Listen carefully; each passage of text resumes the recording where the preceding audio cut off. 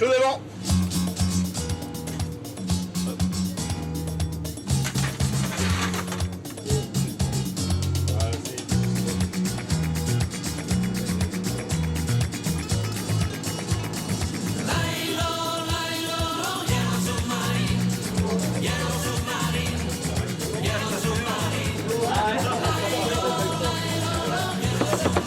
On a faim.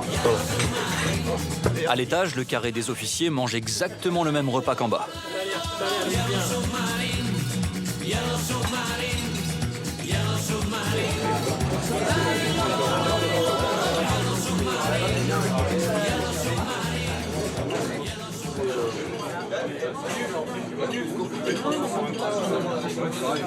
C'est le nerf de la guerre quand même, la cuisine. Je veux dire, si on sait qu'on va mal manger, la patrouille, elle n'a pas envie d'y aller. Le commandant a quitté la table pour le centre opérationnel. Pierre, le missilier, est présent. Car le poste de radio vient de recevoir une transmission. Le commandant a alors mis tous ses talents d'acteur pour jouer un scénario qu'il espère n'arrivera jamais. Ouais, second, réception d'un message flash avec le code présidentiel. Tu rappelles au poste de combat à l'équipage. Au poste de combat stratégique. Rendre compte de l'appel au poste de combat stratégique.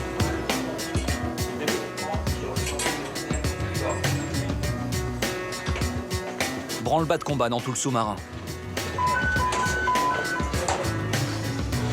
Les 110 hommes sont tous mobilisés. C'est un moment sensible. Le terrible pourrait être attaqué quand il va tirer.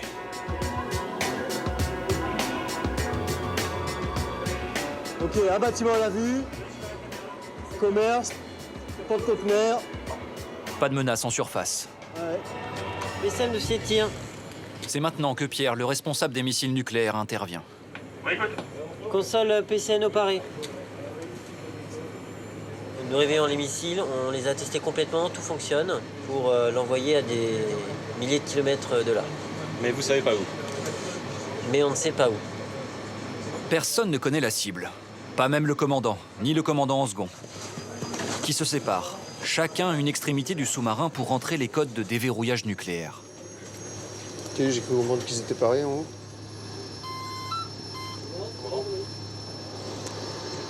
Ouais, comment Ouais, reçu. Donc t'es paré? Je suis paré. Ok, 3, 2, 1. Transfert. Top validation, décodage.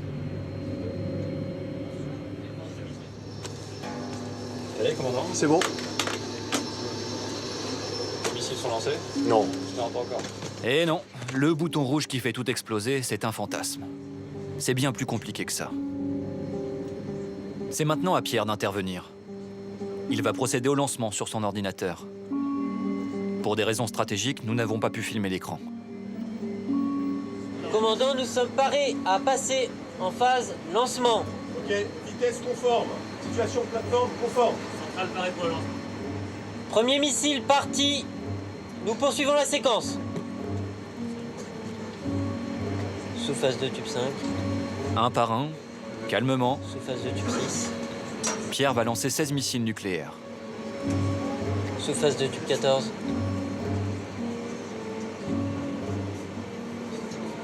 Tout missile parti, commandant. Fermé, verrouillé. Commandant, tir terminé. Nous avons isolé le circuit JD. Vous pouvez descendre en immersion. Ok, pour le chef de quart, hors exercice. C'est fini, là, Pierre?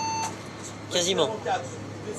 Bon, tout ça c'était du cinéma, mais peut-être qu'un jour Pierre devra vraiment procéder au lancement des bombes atomiques. Sans vouloir rentrer dans le débat, j'ai une mission à réaliser. J'ai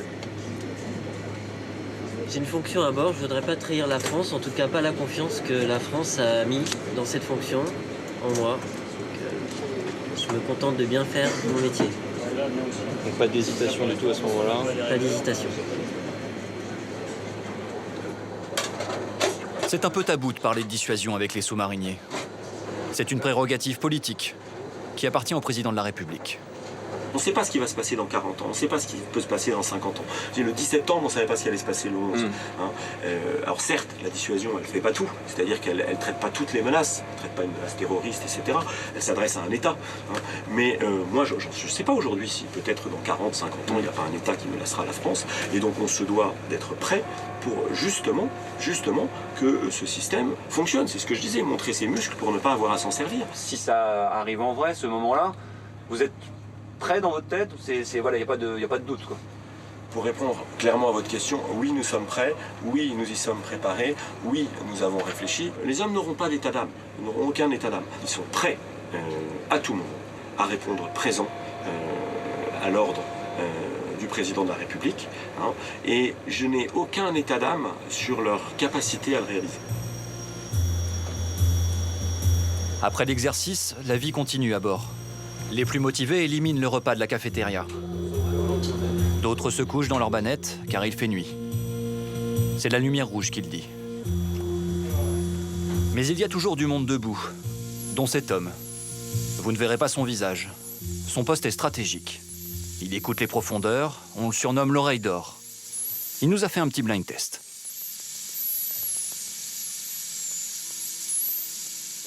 Donc là, tous les cris, les sifflements aigus qu'on entend, c'est un dauphin. Tout ce qui est dauphin, cachalot, baleine, il y en a quasiment en permanence.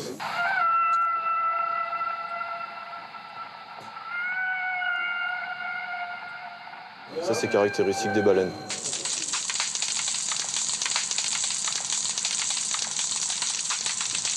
Donc là, tous les claquements comme ça, c'est caractéristique des crevettes. Pareil, il y en a assez régulièrement. Voilà, donc ça correspond à un gros bâtiment de commerce. Ce qu'on entend, le rythme, c'est la cavitation, c'est-à-dire le nombre de tours Lindbergh par minute. Chaque bateau, ce qu'il faut savoir, c'est qu'il a des hélices particulières. Il a une propulsion, enfin des moteurs particuliers. Et grâce à ça, on peut obtenir son identité. Il n'y a pas de faculté particulière pour l'oreille d'or. Vous n'avez pas une oreille d'or, en gros. Non, j'ai pas une oreille d'or. Il n'y a pas de prédisposition particulière pour l'audio. C'est uniquement de l'entraînement régulier. Des oreilles d'or, il y en a dans tous les sous-marins. Le Terrible n'est donc pas à l'abri d'une oreille d'or étrangère. Des parties entières du bateau sont montées sur suspension pour éviter les vibrations sur la coque. Dans la zone arrière, au plus près de l'hélice, nous avons dû couper le son. Car personne ne connaît le bruit du sous-marin, c'est son identité. Elle doit rester secrète.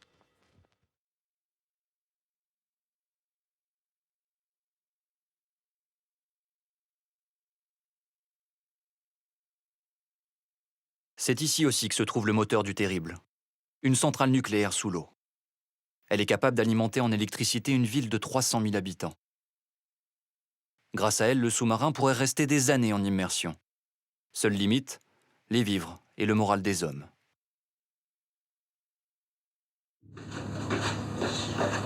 Comme Pierre, papa de 16 missiles et de 2 petites filles. J'ai de la chance parce que c'est une chambre, une place. Il nous arrive de changer de temps en temps, voilà. Donc c'est un peu mon univers. J'ai dispatché mes photos perso. J'ai mon ordinateur. Et du travail même dans la chambre. Ah oui, hein, ça n'arrête pas. On fait 35 heures en 2 jours. J'ai mes livres, mes photos, mes albums, un peu de musique. C'est un iPhone? On n'a que le son parce que les ondes du téléphone, du GPS, de la radio ne passent pas sous l'eau. Il n'y a pas de contact. Voilà. Pendant 70 jours, Pierre ne peut pas appeler, ni même écrire à sa femme et ses 2 filles. Myriam et Agnès.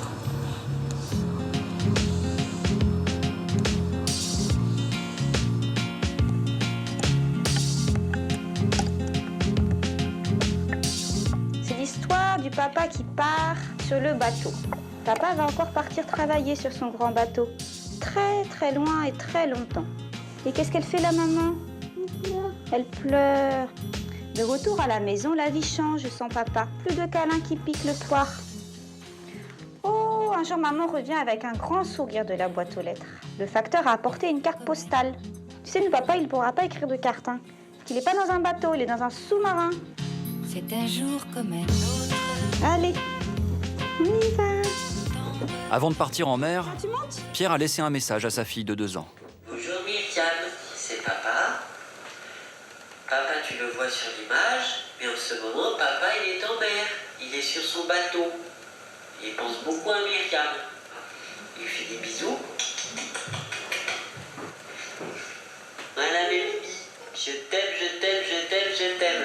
À bientôt Myriam, sois courageuse et sois bien sage avec maman. Encore?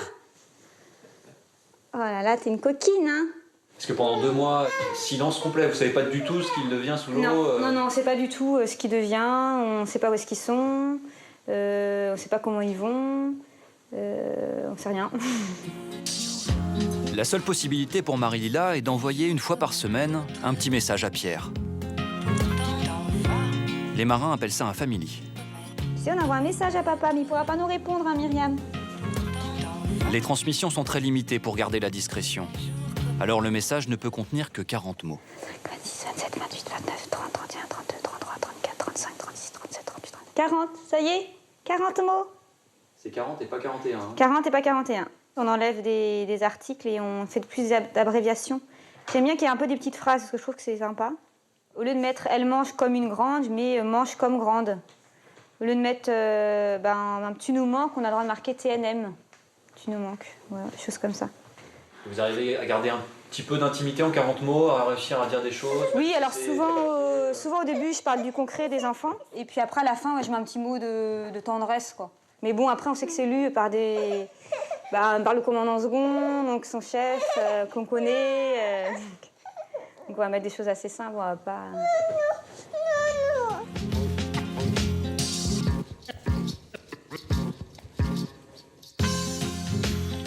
Les messages de Marie-Lila sont tous lus avant d'arriver sous l'eau, entre les mains du sous-marinier. Et quand Pierre reçoit son family... Oui. Capitaine, votre famille? C'est gentil, merci. Mon cas, Il n'a que des bonnes nouvelles, que pour moi, ça. retranscrites à bord sur une carte postale pour faire plus vrai. Les mauvaises nouvelles, il ne les apprendra qu'à la fin de la mission. S'il devait arriver malheur à Marie-Lila, je pense que je ne l'apprendrai pas tout de suite en tout cas. Le commandant en personne viendrait m'en parler les derniers jours avant le retour à quai. Et dans le cas extrême d'un décès, un faux message est créé de toutes pièces pour ne pas affecter le bon déroulement de la patrouille. Le moral du marin dépend des nouvelles de sa famille, parce que c'est sa famille qui donne sens à tout ce qu'il fait. Si la famille va pas bien, le marin ne va pas bien. Si on veut qu'il y ait un équipage qui tourne, avec un sous-marin qui va bien, qui est dynamique et qui fonctionne avec des gens qui y croient, qui sont de bonne humeur et qui foncent, eh bien, il faut éviter les maladresses. Le moral du marin tient aussi par des petits rituels qui rythment la patrouille.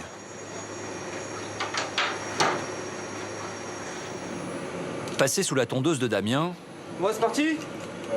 Allez. Il doit y avoir pas mal enlevé. c'est l'occasion de philosopher sur la vie dans les profondeurs. Vous êtes dans votre bulle là sous l'eau à 300 mètres un peu sur notre planète en quelque sorte, non? Ouais, bah c'est un des bons côtés justement, parce qu'on est coupé de tout. Quoi. Donc on se retrouve entre nous, on a nos soucis c'est sûr ici, mais j'ai des soucis moindres. Quoi. On en apprend sur les autres, mais on en apprend sur soi. Donc après ça permet justement de se recentrer, à mon avis, sur des valeurs, des vraies valeurs. Quoi. Des fois quand on est chez soi, on va peut-être se dire tiens ouais mon lit commence à être trop petit. Quand on dort pendant 2 mois et demi ici, trop de chance, on se rend compte que le lit était pas mal. Quoi. Et même si on voulait en racheter un avant de partir en patrouille, quand on rentre, on est bien content de celui qu'on a. Quoi. Ça peut être des choses matérielles, mais ça peut être aussi des choses, je sais pas, juste le bruit des oiseaux, le vent dans les feuilles, La pluie. des choses auxquelles on ne fait pas attention.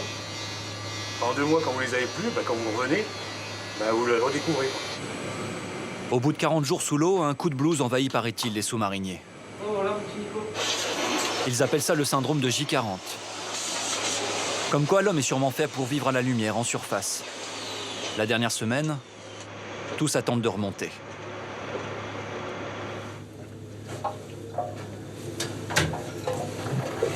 Attention au père, s'il vous plaît. C'est Ouais. parti. Nous avons passé seulement 7 jours enfermés. Et déjà, je peux vous dire, on n'était pas mécontents de rentrer. Alors là, on accède au massif. On va se retransformer en bateau là.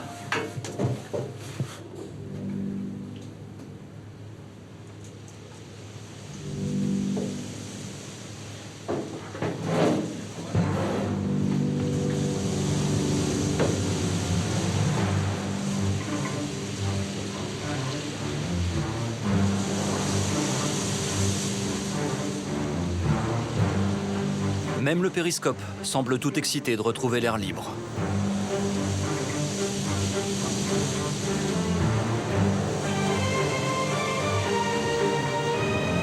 Bon, on est pas bien là? Au moment où vous regardez ce reportage, Pierre et l'équipage du Terrible sont en patrouille, quelque part au fond de l'océan.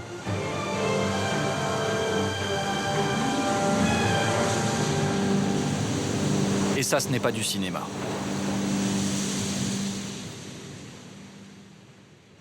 Voilà pour cette aventure, cette vie à bord, la découverte de cette